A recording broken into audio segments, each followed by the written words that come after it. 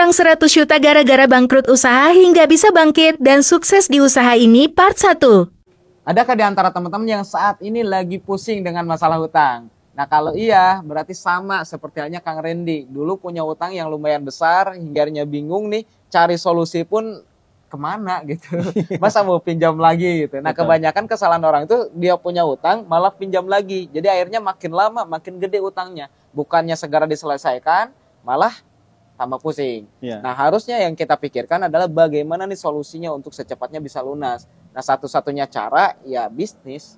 Tapi bisnis biasanya perlu modal juga gitu dan lain-lain. Nah kita akan cerita nih bagaimana kisah Kang Randy yang tadinya punya utang 100 juta ya. Ya kurang lebih 100 juta lebih. Belum lagi bunganya gitu ya. Nah akhirnya bisa lunas dan bisa punya mobil cash. Nah gimana nih Kang Randy? Latar belakang Kang Randy apa sih? Kalau dulu saya punya usaha di kelapa, Bos. Usaha di kelapa. Ya, usaha di kelapa. Jadi beli kelapa dari petani-petani gitu, dari bandar-bandar di kampung. Saya kumpulkan di rumah, setelah terkumpul baru saya kirim ke pasar-pasar. Oke. Gitu. Seperti ke Bandung, Cirebon gitu. Ke Indramayu dan lain sebagainya. Kayak gitu. Oke, jadi usaha kelapa ngambil dari bandar dikirim-kirim lah biasa normal kayak gitu ya. Iya, betul. Nah, itu modalnya berapa? Kalau modal pertama kurang lebih sekitar 50 juta. Modal pertamanya iya untuk di tahapan awal gitu. Nah, berarti termasuk orang berada dong bisa mampu modal 50 juta. Sebenarnya sih bukan orang berada sih karena dulunya udah punya usaha sendiri di konveksi. Oke, jadi punya jadi tabungan sebelum lah gitu. Di kelapa itu punya usaha konveksi. Iya, punya usaha konveksi. Nah, kalau misalkan usaha kelapa ini nambah usaha, nambah bidang atau misalkan gimana?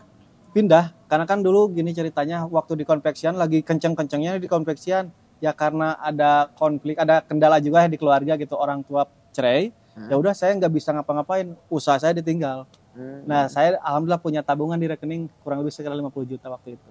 Jadi berhenti di konveksi itu bukan bangkrutnya, ya karena ada masalah di keluarga gitu. Orang tua cerai waktu itu. Orang tua cerai dan usaha konveksi dilanjut sama orang tua atau gimana? Enggak, berhenti. Oh berhenti ya, total? Karena saya jangankan mikirin usaha, ya mikirin orang tua kenapa sih kok bisa kayak gitu. Yang namanya anak kan siapa sih yang pengen orang tuanya pisah gitu kan. Sempat sampai beberapa bulan nggak beraktivitas, hanya berdiam diri aja gitu. Gitu. Biarnya kepikiran buat bangkit ya. Dan lihat ada saldo 50. Iya betul. Mulailah usaha di kelapa. Nah, di usaha kelapa gimana nih prosesnya? Ya alhamdulillah waktu pertama berjalan lancar, semakin lancar, konsumen semakin banyak peminatnya hingga akhirnya ya udahlah kalau misalkan konsumen semakin banyak otomatis kan saya harus lebih banyak lagi nih punya barangnya. Nah mau tidak mau saya harus cari modal karena kan kayak gitu kalau di konvensional. Ya kendala orang yang istilahnya usaha konvensional ketika dia memulai tanpa punya modal yang besar, biasanya ketika cash flow-nya udah cepat nih, perputarannya cepat, sedangkan karena perputaran cepat, mau nggak mau, suka nggak suka, barang harus tambah banyak. Iya, betul. Nah, hingga akhirnya ketika misalkan nggak punya modal, dia bingung. Iya. Pinjamlah ke bank. Pinjam ke bank. Sebagainya. Nah, itu mungkin yang terjadi di Kang Randy. Nah, pinjam ke bank berapa? Dulu 100 juta. 100 juta. Ya, 100 dengan juta. niatan mungkin karena cash flow-nya cepat, akan dapat keuntungan yang lebih gede ya. Iya, betul. Nah, nyatanya ya malah minus. Malah minus karena waktu itu terjang Covid juga kan. Covid juga. Yang saya pikirkan ini dengan penambahnya modal pasti bakal cepet nih perkembangannya, bakal lebih besar nih keuntungannya. Tapi ya karena Covid waktu itu ya udah habis semua. Gitu. Jangankan untung, yang ada malah sisa hutang. Malah jadi hutang. Malah jadi hutang yang 100 juta. Walaupun itu barang semua dijual, semuanya dijual jadi hutang.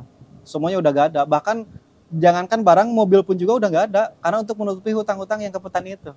Gitu. Kalau misalkan secara logika kayaknya nggak masuk akal. Tapi karena memang masalah riba ini sangat luar biasa ya ininya ya.